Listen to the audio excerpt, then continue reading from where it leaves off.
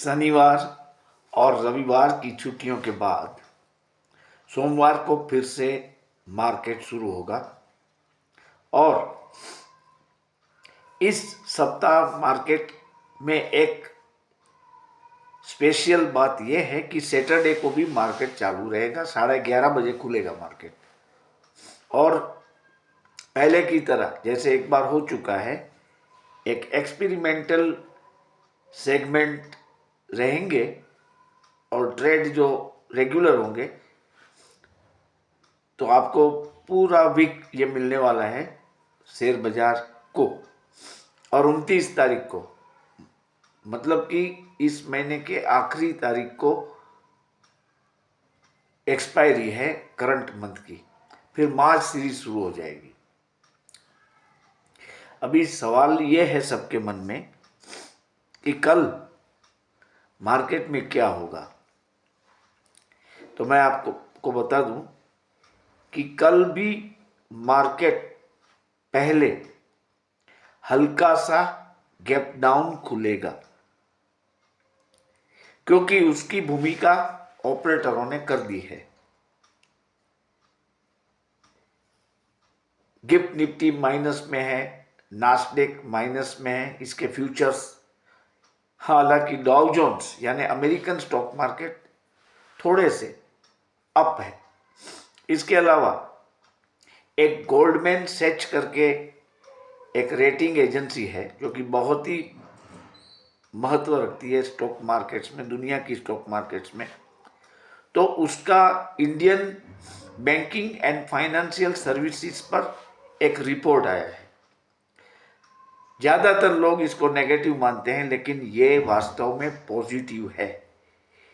एकमात्र yes bank को लेकर इन्होंने टारगेट 16 रुपये का दिया है।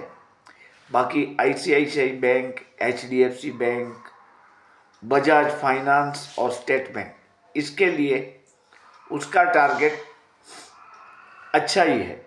और एचडीएफसी बैंक का तो टारगेट उन्होंने दिया है 1915 रुपीज़ का। तो आप सोचो कि एचडीएफसी बैंक का जो वेटेज है हमारे बैंक इंडेक्स में, वो बहुत बड़ा है।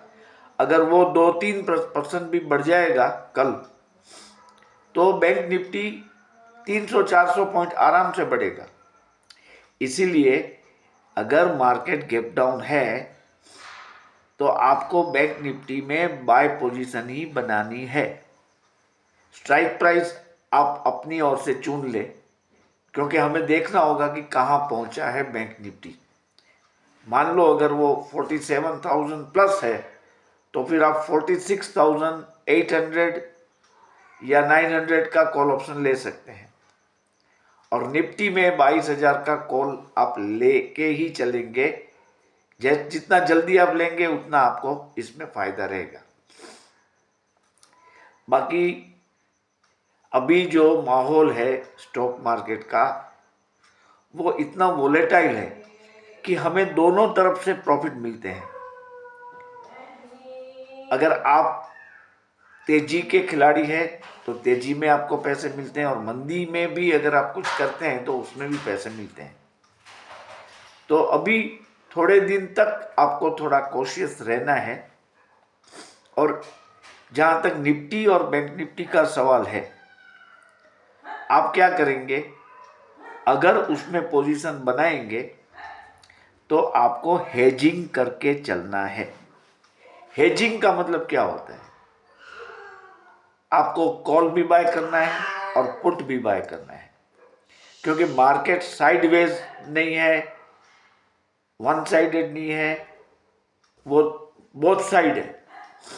तो हेजिंग में हम क्या करेंगे कि मान लो आपने 47,000 का स्ट्राइक प्राइस वाला बैंक निफ्टी लिया, तो इमीडिएटली उसके बाद 47,000 का बैंक निफ्टी का पुट ऑप्शन भी आप खरीदेंगे। तो आपकी पोजीशन क्या होगी कि 15 सेल और 15 बाय बैंक निफ्टी। अभी आपको कुछ फिक्र नहीं करनी है। अगर बहुत बढ़ेगी मार्केट तो आपका कॉल बढ़ जाएगा, और बहुत गिरेगी तो आपका पुट बिक जाएगा। इसमें थोड़ा कम मुनाफा होगा, लेकिन लॉस भी बहुत कम होगा, नहीं के बराबर। इसमें एक और चीज हम ये कर सकते हैं कि मान लो आपने बैंक निफ्टी लिया है 47,000 का कॉल ऑप्शन, और उसमें आपको प्रॉफिट मिल रहा है अच्छा, तो उस वक्त आपको कॉल को नहीं देखना है। आपको जो कॉल आपने लिया है जिसमें प्रॉफिट हो रहा है उसको आप सेल कर दीजिए और पुट रहने दीजिए। फिर से आपने जिस प्राइस पे कॉल बेचे थे, जिस प्राइस पे आपने प्रॉफिट बुक किया था, उससे थोड़े से कम भाव में या इसके आसपास इर्द गिर्द वाले भाव में आप फिर से कॉल ऑप्शन ले लीजिए बैंक निफ्टी का, और पुट को वैसे ही रहने दीजिए। और अगर इससे उल्टा होता है, पुट भागने लगता है, तो आपको अच्छा जब प्रॉफिट मिले तो आपको पुट को सेल कर देना है, और फिर से अगर वो कम दाव में मिलता है, कम भाव में पुट, तो फिर से खरीद ले। इससे क्या होगा कि आप अप टू द एक्सपायरी अब देख सकेंगे कि मार्केट क्या करता है। कभी कभी हो सकता है कि कोई न्यूज़ अच्छे आ जाते हैं तो मार्केट बढ़ जाती है, अनएक्सपेक्टेडली बहुत बढ़ जाती है तो कॉल में फायदा रहेगा।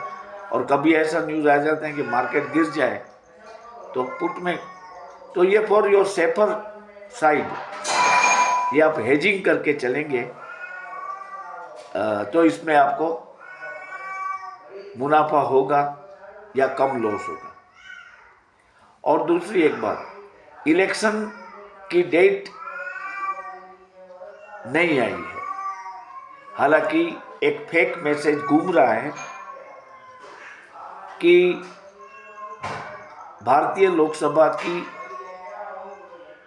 इलेक्शन का जो मतदान है वो 21 अप्रैल से शुरू होगा, और जो मत गणना है वो 22 मई से शुरू होगी। लेकिन खुद इलेक्शन कमीशन ने आज इस खबर को गलत बताया है और बहुत ही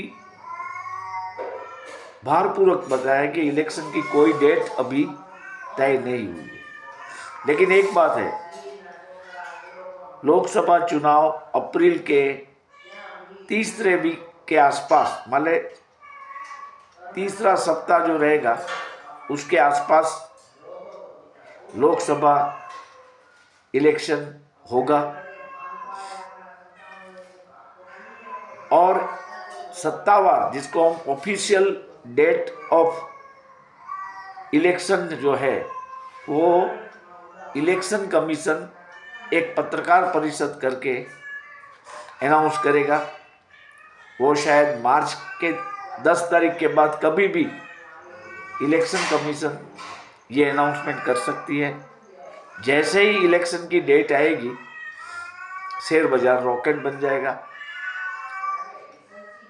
इसमें एक दो इवेंट जो आएंगे, आरबीआई पॉलिसी है या फेड की मीटिंग का आउटकम है, तो तब वो थोड़ा सा अप डाउन हो सकता है, लेकिन बाय एंड लार्ज अभी शेयर बाजार चलने ही वाला है। आप अच्छे से अच्छे शेयर एक एक दो दो करके ले लें। और जहाँ तक आईटी स्टॉक का सवाल है, मैं ऐसा मानता हूँ कि आईटी स्टॉक में अभी थोड़ा वक्त लगेगा इसको जूम होने में, इसको बढ़ने में, और सभी टेक्निकल शेयर में इतनी बड़ी तेजी नहीं बन पाएगी। ये कब तेजी में आएंगे मैं आपको बताऊं, जब ये तीसरा क्वार्टर जब खत्म होगा, मतलब मार्च क्वार्टर, और अप्रैल में उनके जब रिजल्ट आएंगे, तो उस रिजल्ट के दौरान इन्फोसिस, टीसीएस, विप्रो, एचसीएल, ये सब जितने भी आईटी स्टॉक्स है वो बढ़ेंगे। तो अभी इसमें कोई बड़ा मुनाफा होने की पॉसिबिलिटी नहीं है। हाँ, एक विप्रो फिर भी अच्छा है, आप विप्रो को ले सकते हैं। और दूसरी बात, 29 तारीख को एक्सपायरी है, इसलिए सोमवार को आप प्रीमियम देखेंगे तो बहुत ही कम दामों में मिलेंगे। तो आप एक एक्सपेरिमेंट कर सकते हैं कि जो शेयर बहुत बढ़ चुके हैं इस एक्सपायरी में, उसका एक पुट आप सेल कर दीजिए, इसमें आपको मुनाफा हो सकता है।